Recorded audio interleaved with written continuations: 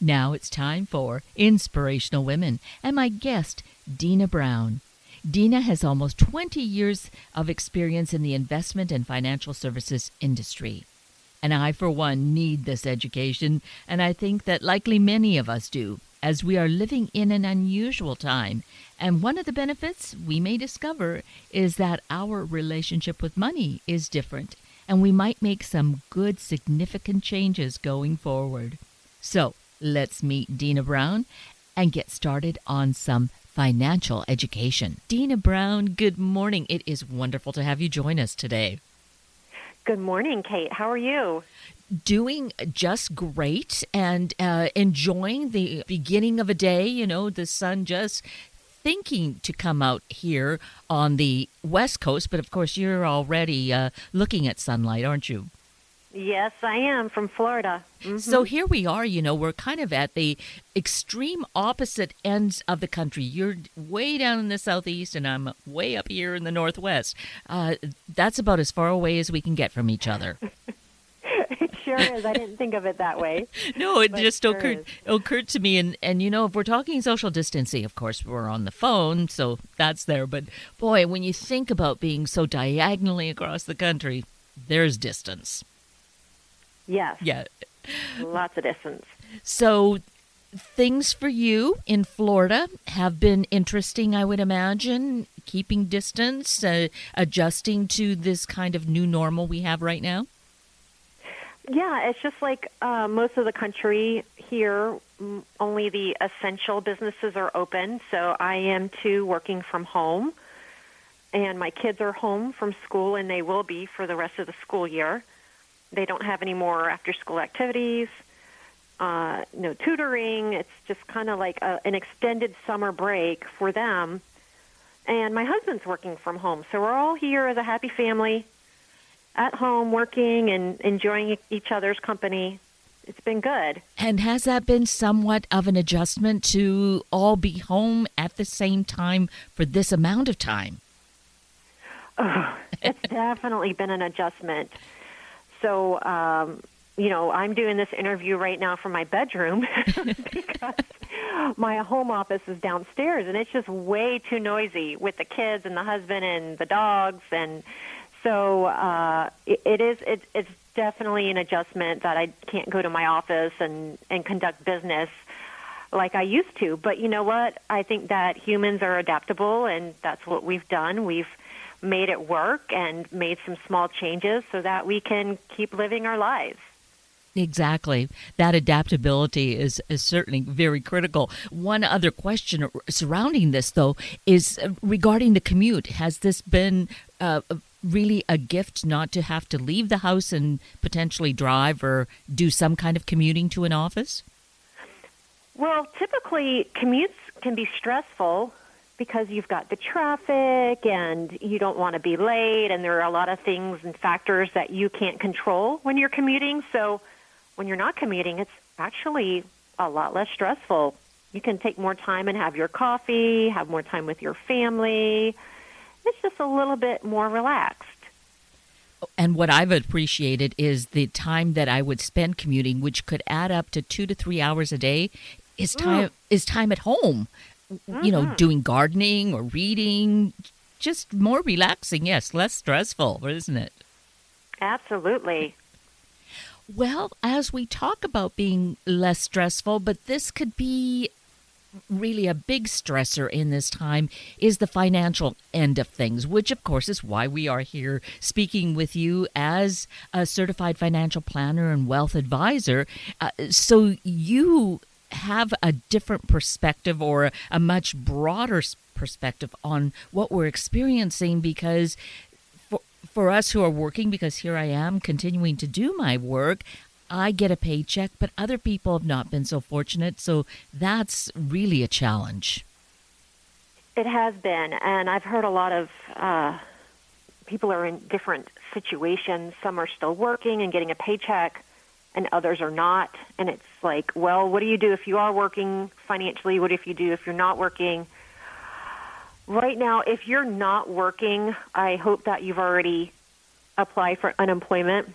And what's kind of nice is that the federal government is adding an extra $600 per week to unemployment checks because unemployment just isn't enough to live your life.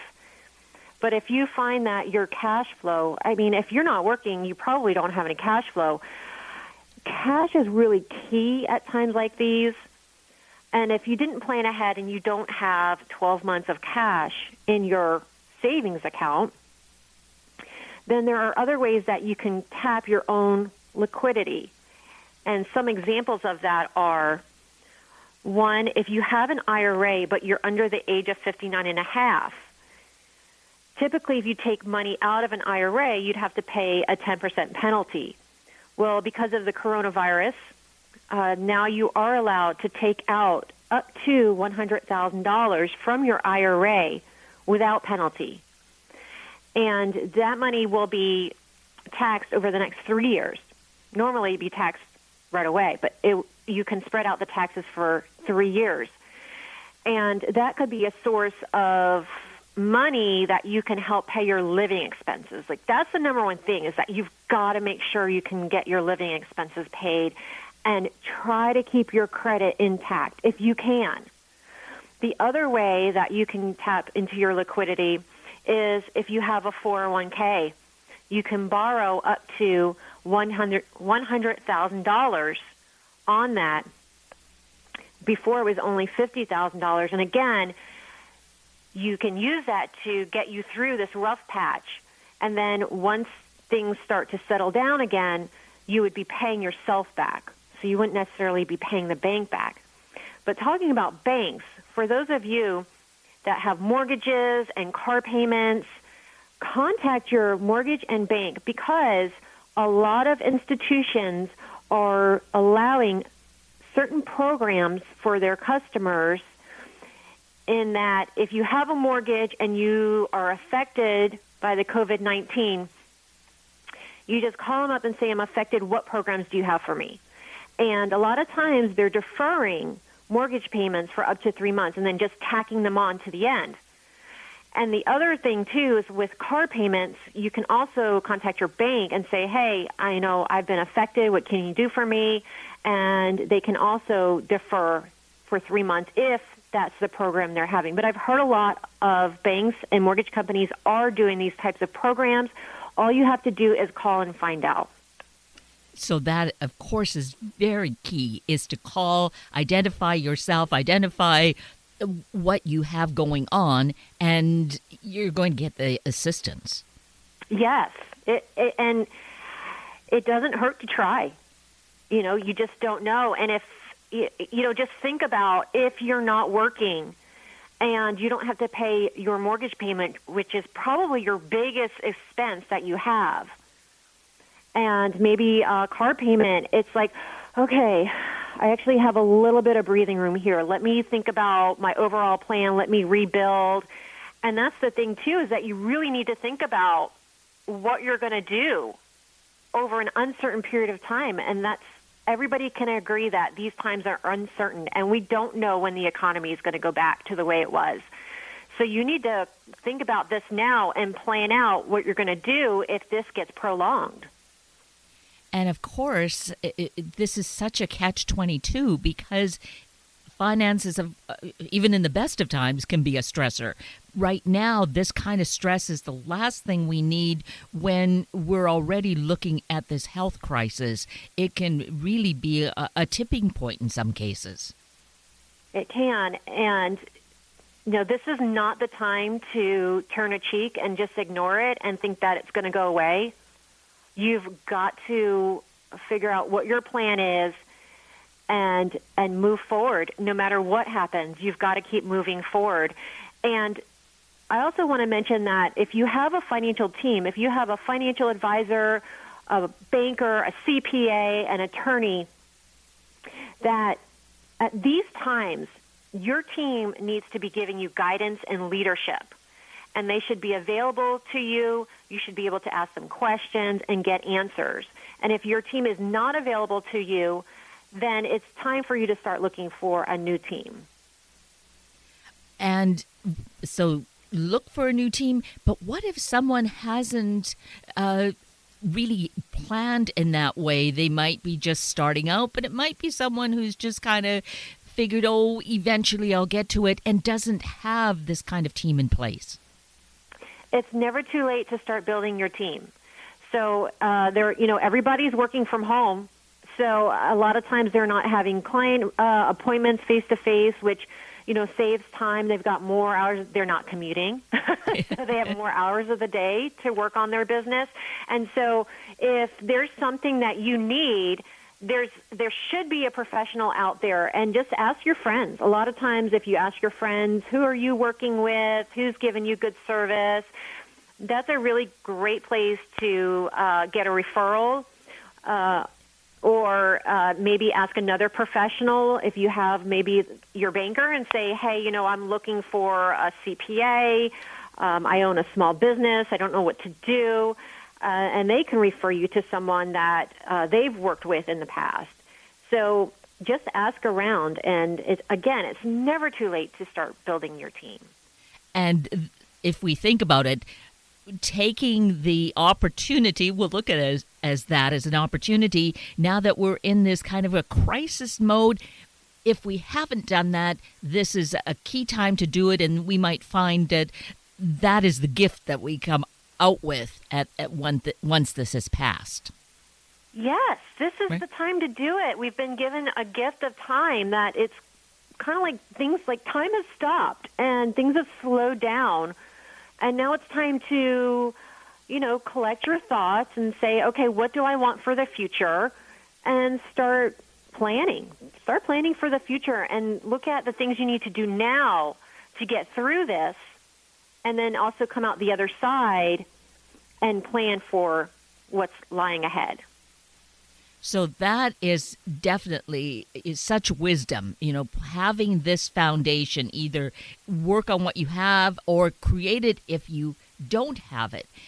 But what about, if we're in a situation, which many people are, it's a huge number, they've been laid off and the finances aren't there to do any kind of financial planning. But really, you're saying, I think, Deanna, that this is a time to financially plan, even when there aren't the funds to do it.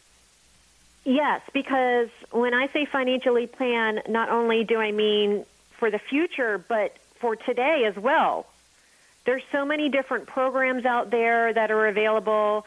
There's, things or planning techniques that can be done to help you get through this time and not make a big mistake. So, and some of those things I mentioned earlier about, deferring your mortgage payment or your car payment, but that's where your team comes in, because they're the ones that are looking at what's going on, what's available, and, and a lot of this could be Greek to some people, and it's hard to understand it. That's why I say it's important to work with a team of people or even a professional to help you figure out all the nuances of what's going on right now. Now, we, of course, are dealing with people who are renters, and I've heard differing things about this, and it probably is different all across the country, where, in some cases, rents are being deferred, but they're not really being spread out over a period of time. People are going to have to pay them once we're back on our feet again, so to speak. Yes, so every landlord's different. Contact your landlord. If you're not able to make your rent payment, call them, see what they can do for you. And, there is no guarantee. So maybe they'll work with you, maybe they won't. But you've got to live somewhere. So try to take care of the most important things first, such as housing, food, security, and again, tap any kind of resources that you may have to be able to float yourself or just get through a time like this, and then learn from it. Say, okay, what did I do this time? What could I have done to be more prepared for this to happen? Because no one ever thinks this is going to happen, and this is the first time we've ever had a health crisis globally. Right. And so how could you plan for this? But learn from it and say, okay, in the future, what could I have done? Okay, I could have had at least 6 months of savings in my bank account. I could have been putting money away into an IRA every year. I could have been putting money away into my 401k. And that's another thing, too, that I want to mention is that automated savings seems to work better than not automated. So if you have to actually put money into your savings account, it's like, oh, I have to remember to do it. I mean, you've got a million other things to do, but if you automate it and have it done just on a regular basis where it just gets taken out and gets put in the savings account, when you don't see it, you don't spend it. What is that? That's just human nature, I guess. It is. We're all human, and if we see it, we want to spend it. But are we seeing, do you think, a trend where there is less spending going on, aside from, of course, the basics for our food? There is less spending. I've actually talked to some others about this specific topic where people are staying at home. They're not going out to eat. They're not getting their hair done. They're not going to sport events. They're not going to the symphony. You name it, they're not doing it because they're at home. So they are spending a lot less money. And if that's the case for you, if you see a little extra money coming into your checking account, not coming in, but just kind of racking up in there because you're not spending as much as you were, then that's very eye-opening. And you can see that you could live off of less. And why not set up an automated savings plan now and say, okay, for example, we're not spending this $100. It's just sitting in my checking account. Why not automate that and have $100 a month set up that gets sent over to my savings account? And then that way you can try to get your savings up to that 6 to 12 months of living expenses. So you have something to fall back on if and when we come back into a time like this where you really, really need it. And one never knows. We didn't expect this to happen. Things like this can happen, and hopefully they don't again in our lifetime and into the future. But just in case, how great to have made this kind of plan and come into retirement years with a nest egg. Oh, yes. Yes, This is the time to plan and look at what you've got, what you want in the future, and you just can't rely on the government to take care of you financially. You've got to take care of yourself. You've got to be independent, and you've got to get a plan and implement and take action. And so I think what we've been seeing, because we've essentially, the majority of us have had to stay in place, shelter down, that we are not spending just indiscriminately. So there are those savings. We can see where maybe we're just have not been wise in the past and be a little more sensible going forward. Yes, I think that it's going to really be eye-opening for a lot of people to see that they really don't need to spend as much as they have been. And the nice thing, too, about automatic savings is that, and with my clients, what I do is I say, okay, what are your goals? What are you trying to accomplish? And then they say, I want to retire at this time, and I want this much of income. And then I say, this is how much you have to save every year. And so as long as that gets saved and it gets taken out automatically, they can spend the rest. Just go have at it. Right. And what about, we've been talking about individuals, what about someone who is a business owner, is responsible for employees, and is in a situation where at least some have had to be laid off? How should they be approaching this? So almost 50% of Americans are employed by small businesses in this country. And there are a lot of programs out there right now for the small business owner.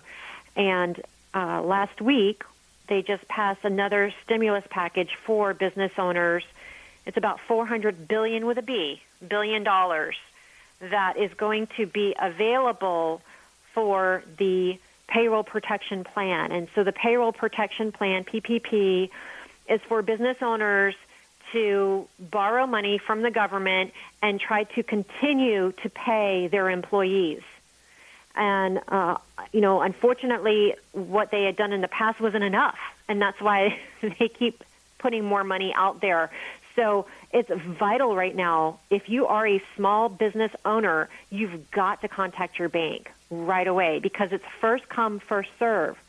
So if you think that your business is going to be affected by this, or maybe it's not right now, but it could be in the future, because we don't know how long it's going to take for us to get out of this situation, you've got to contact your bank now and get your application in, because that money could run out. And they say that it probably will run out pretty quickly. Well, it certainly did the first time round, didn't it? Mm-hmm. It did. It went fast. Not that we should be surprised because of the entrepreneurial spirit that we have across the country with so many small businesses. Of course, there is that challenge. So many restaurants. There's such a service industry that that's a big part of this, I think. Yeah, it's just so heartbreaking to see a lot of these businesses struggling, and they can't get the customers through the door. Now, earlier we had talked about how humans are adaptable. I've seen a lot of businesses here in my local area, at least, restaurants and mostly restaurants, that they have pivoted. They're like, okay, look, we can't have customers come into our restaurant and eat. All right, we're going to do to-go orders. Right. And which is really nice because I've been cooking like almost every night, and it's just such a treat to go out and get a to-go order and bring it home and not have to eat, and it's good, and then you're helping those small businesses. So anyway, you've got, a lot of businesses, they've got to adapt. They have got to and have a plan B because, again, we just don't know how long this is going to take. Right. And the thing about this, you were saying that how you're cooking a lot, we're cooking a lot and staying at home. Maybe we're seeing the balance instead of so much eating out on a regular basis, really seeing how we do some of each. And certainly cooking at home, and I'm sure your kids are finding that to be quite interesting. Are you including them in that activity? Well, my little one, he was really into cooking, but not so much right now. But, my kids, whatever I make, they eat. So that's another thing, too. I wonder if people are changing their eating habits and eating healthier now. If they're cooking at home, are they making healthier choices than when they weren't cooking at home and eating out? And I just wonder about that, if people are going to maybe come out of this a little bit healthier than they were before we got in. And hopefully, I think that my feeling is that there's probably more of that. At least I hope there's more of it. I know that in our home, we're doing more of that, getting the fresh fruit and making the smoothies and doing more salads. But I think I've seen, too, where there's a kind of that tendency, I deserve a treat, and there's maybe too much of the junk food going on, too. Yeah, I've got to hide the junk food from my kids because if it's in the house, they eat it. But, that's what you've got to do. Out of sight, out of mind, right? Right. So, just like with your savings. But one great thing, and I don't know what your weather is like in Seattle, but here in Florida, it's been pretty nice. And so I get the kids outside, especially since they're not in school right now. I get them out, go outside, play, be active. And that's another wonderful thing is that I see all my neighbors now that I'd never seen before. They're walking, jogging, bike riding, and I'm like, oh, who are you? Oh, you're my neighbor. Well, it's nice to meet you. Stay 6 feet apart, of course, but it's nice to see that people are getting more exercise and that they're more active, too. Exactly. And I can attest to that, too, that without having the long commutes, now there's that time to get outside and take a walk, and the dog it just gets super excited because there's more opportunity for that. So yeah, there's a real win-win too. Yes. And so instead of going out and spending money or going shopping or, we do those things to fill up our time, it seems that we're filling up our time with other things that don't cost as much money. Right. And we can put that, what we're saving, it's easy to earmark that and expand that IRA or the 401k or get it started at least, because now we see we have the means to do that, and then just stay with that good habit. And yes, and just starting with just a little bit and just get into the habit, maybe 2 or 3 months, and then see how that feels and say, okay, well, I didn't see any kind of effect on my lifestyle, so let me increase that a little bit more and then reevaluate. Well, I didn't see an effect on my lifestyle, and then increase it a little bit more. And so that's how I suggest that you do it. Is not, don't go out and throw a whole big chunk of money into something every month, and then you're scraping by and you can't meet your living expenses. Just start with a little bit at a time, and then increase over time, and just see how you do. And again, it's human nature. If you don't see it in your checking account, you typically don't spend it. And try to stay off the credit cards if you can, because it's easier to rack up your credit card because you're like, well, I have this credit line, so I'm going to go ahead and spend it. If you try to use your debit card or your credit card on your bank account instead, sometimes it makes you think twice before you go and buy something that you may really not need. Exactly. And that's a good thing to take a look at. Our closet or the pantry and see what is there that I really need and how much have I used it. Mm-hmm. Right? Oh, yeah. I mean, and if you have more time now, I've heard a lot of people are doing their big spring clean-outs. They're cleaning out their closet, cleaning out the garage. And not only is it nice to see what you're not using, but like that feeling of getting everything orderly and tidy, there's nothing like it. It makes you feel so good. It does, doesn't it? Yes. Mm-hmm. Getting organized. And as we organize the physical space, then we begin to organize the mental space, and that's going to be organizing the financial space. There is where we can look at what the gift is in all of what we're going through. It is. It is a gift. It's a gift that we can finally slow down, take a good look at everything in our lives, all aspects, and say, maybe I could do this differently. Let me give that a try. And, for the better. Definitely for the better. Well, this has been such an interesting and most exciting conversation, Deanna Brown. People, if they want to get more information, they can find you on a website, right? And that is? Yes, my website is my first name, which is spelled Deanna, Deanna-Brown, my last name, .com.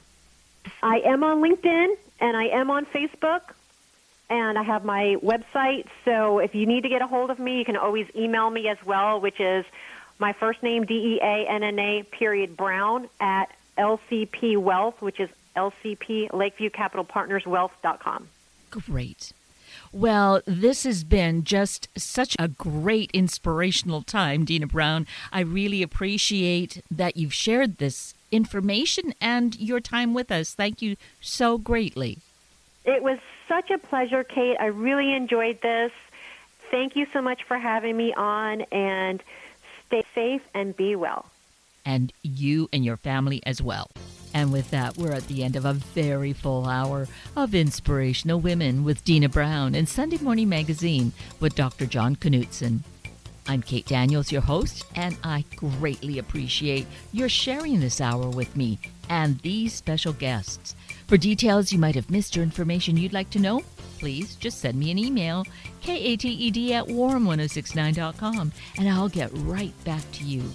Also, if you'd like to listen again or share these important stories with your family and friends, find the podcast on our Warm 1069 webpage. Just click on the podcast tab, then Sunday mornings, and look for the show and guest names.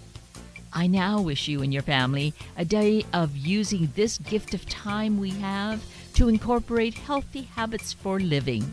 Have a week of the same, and then please plan to join me again next weekend for another hour of Sunday Morning Magazine and Inspirational Women on Warm 1069. Good morning.